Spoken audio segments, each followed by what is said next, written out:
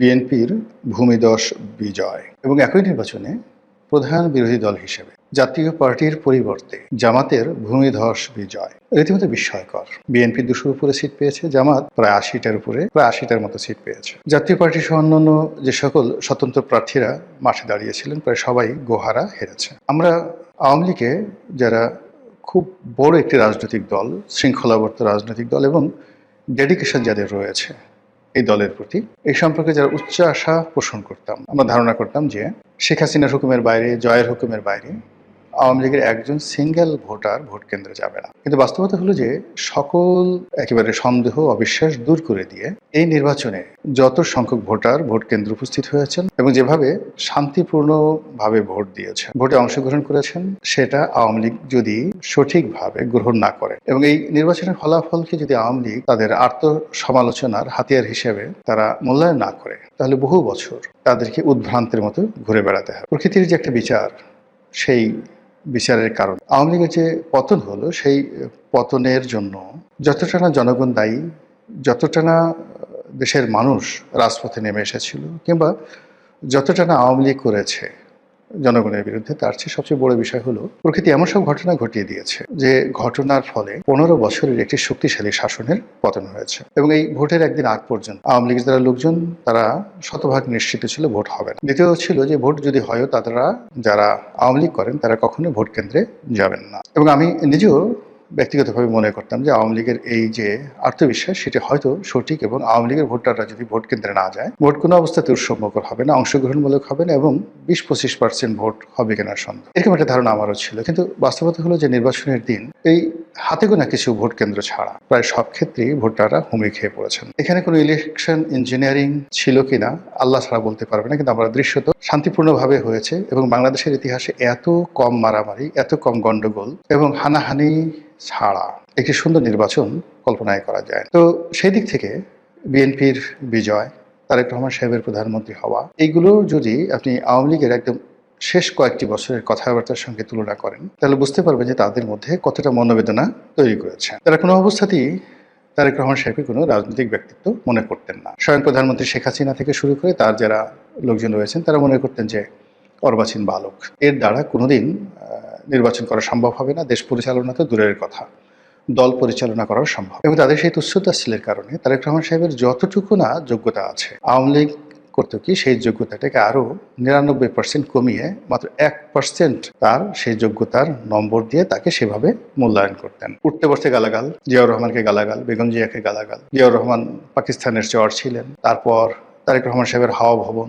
দুর্নীতি, অনিয়ম, যথেচ্ছার, যা নিয়ে আওয়ামী লীগের লোকজন যেভাবে কথাবার্তা বলেছেন, আপনি ওই সময় সংসদের যে কার্যপ্রণালী বিধি রয়েছেন সেগুলো শুনলেই বুঝতে পারবেন যে ওই সময়টিতে আওয়ামী লীগের নেতৃবৃন্দ, শেখ সেলিম থেকে শুরু করে অন্যান্য সিনিয়র নেতৃবৃন্দ, এমনকি তোফায়েল আহমেদ, আমির হোসেন আমু, মতিয়া চৌধুরী এবং স্বয়ং প্রধানমন্ত্রী শেখ হাসিনা বেগম জিয়া সম্পর্কে, জিয়াউর রহমান সম্পর্কে, তারেক জিয়া সম্পর্কে কী সব কথাবার্তা বলেছেন। বাস্তবতা হলো যে এই প্রকৃতি এরকম একটা, যাকে বলা হয় অধিক্ষেত্র, এখানে সব কর্মেরই সমান প্রতিক্রিয়া রয়েছে। 2001 সন থেকে 2006 সন পর্যন্ত বিএনপি আওয়ামী লীগের সঙ্গে যে কাজগুলো করেছে, প্রকৃতি তাদেরকে ফিরিয়ে দিয়েছে।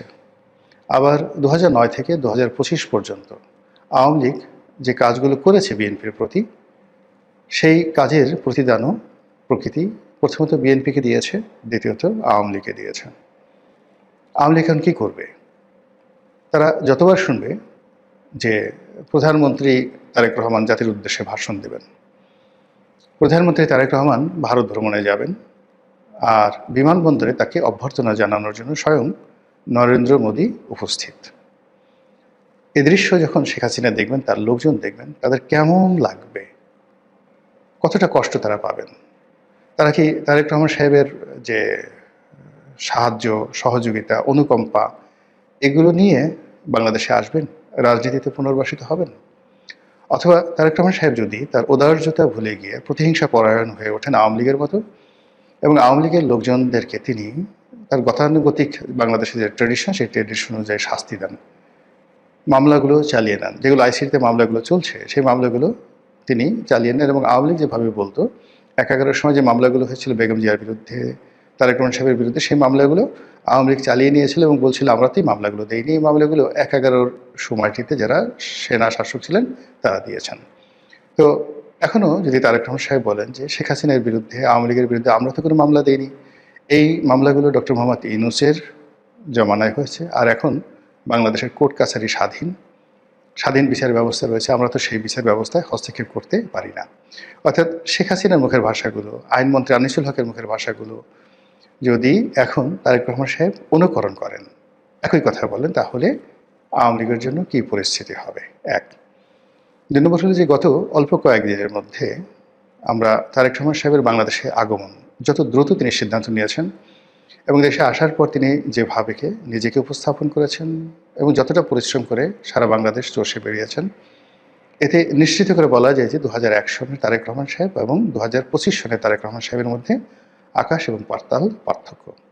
অন্যদিকে ২০০৯ সনের শেখ হাসিনা কিংবা ২০২৫ সনের সজীব ওয়াজেদ জয় বা আর তারেক রহমান সাহেব এক জিনিস নয়। তার সঙ্গে রাষ্ট্রের ক্ষমতা, আন্তর্জাতিক মহলের সাহায্য এবং সহযোগিতা সব মিলিয়ে আওয়ামী লীগকে তাদের নীতি, আদর্শ, চিন্তা, চেতনা, অঙ্গ, ভঙ্গি, কথাবার্তা, রং ঢং সব কিছু পরিবর্তন করতে হবে। আদারওয়াইজ এই রাজনীতিতে তাদের ফিরে আসাটা সুদূর পরা হতো। ধরুন তারেক রহমান সাহেব তো প্রায় ১৭ বছর পরে এলেন। এখন জয় যদি ১৭ বছর পরে আসেন, জয়ের বয়স এখন প্রায় ৫৫ বছর। ১৭ বছর পরে জয়ের বয়স কত বছর হবে? ৬৫, ৭০, ৭২ বছর বয়স। ১৭ বছর পর শেখ হাসিনা কতদিন থাকবেন? আল্লাহ তো ন্যায় বিচারক। তিনি বিএনপিকে যে কর্মের জন্য ১৭ বছর শাস্তি দিয়েছেন, আর আওয়ামী লীগকে সেই কর্মের জন্য যদি কম করে হইলেও ১৭ বছর বা ২০ বছর সাজা দেন, তাহলে এখন যারা আছেন তারা কোথায় থাকবেন, কী বলবেন, কী করবেন ইত্যাদি অনেকগুলো বিষয়। আর এই যে আওয়ামী লীগের দুর্ভোগ এবং দুর্দশা, এটাকে সংক্ষিপ্ত করার জন্যে আওয়ামী লীগ যে কাজটি করতে পারে সেটা হল তওবা, অনুশোচনা, নিজের ভুল স্বীকার করা এবং জায়নামাজে বসে তাহাজ্জুদের নামাজ পড়ে মহান আল্লাহ রাব্বুল আলামিনের কাছে কান্নাকাটি করা। সুন্দরভাবে বলা যে হে আল্লাহ, তুমি আমাকে যে নিয়ামত দিয়েছিলে বা আমাদেরকে যে নিয়ামত দিয়েছিলে, আমরা সেই নিয়ামতের মর্যাদা রক্ষা করতে পারিনি। আমরা সম্মানিত মানুষকে বেইজ্জতি করেছি আর অসম্মানিত এবং বাজে লোকদেরকে সম্মানের চেয়ারে বসিয়েছি। আমরা দুর্বৃত্তদের হাতে ক্ষমতা ছেড়ে দিয়েছি আর ভালো মানুষদেরকে নির্বাসনে পাঠিয়েছি। হে আল্লাহ, তুমি আমাদেরকে মাফ করে দাও, নতুন করে আমাদেরকে আবার একটি সুযোগ দাও। প্রতিটি মানুষ এভাবে যদি তওবা না করেন, আওয়ামী লীগের ফিরে আসাটা সত্যিকার অর্থে আল্লাহ কবে তাদেরকে মঞ্জুর করেন ফিরে আসাটা, এটা আল্লাহ ছাড়া কেউ বলতে পারবেন না। অন্যদিকে বিএনপির যারা কর্তা ব্যক্তি, এই ভূমিধস বিজয়ে তারা যদি উদ্বেলিত হয়ে যান, তারা যদি আওয়ামী লীগের মতোই আচরণ করেন এবং তারা যদি ক্ষমাকে উদার্য হিসেবে না নেন এবং একটি বাংলাদেশ বিনির্মাণে যে সকল পক্ষের সাহায্য এবং সহযোগিতা দরকার, এই উদার মনোভাব যদি পোষণ না করেন, তাহলে আল্লাহ ১৭ বছর পরে তাদেরকে যে নিয়ামত দিয়েছে, এই নিয়ামত নিয়ে নিতে বা ছিনিয়ে নিতে আল্লাহর ১৭ সেকেন্ড সময় লাগবে না। কাজেই যে নিয়ামত দিয়েছে তার শুকরগুজার করতে হবে, ন্যায় বিচার প্রতিষ্ঠা করতে হবে এবং যে ভুল ডক্টর মোহাম্মদ ইউনূস করেছেন গত ১৭ মাসে, জনাব তারেক রহমান সাহেবকে অবশ্যই সেই ভুলগুলো করা যাবে না।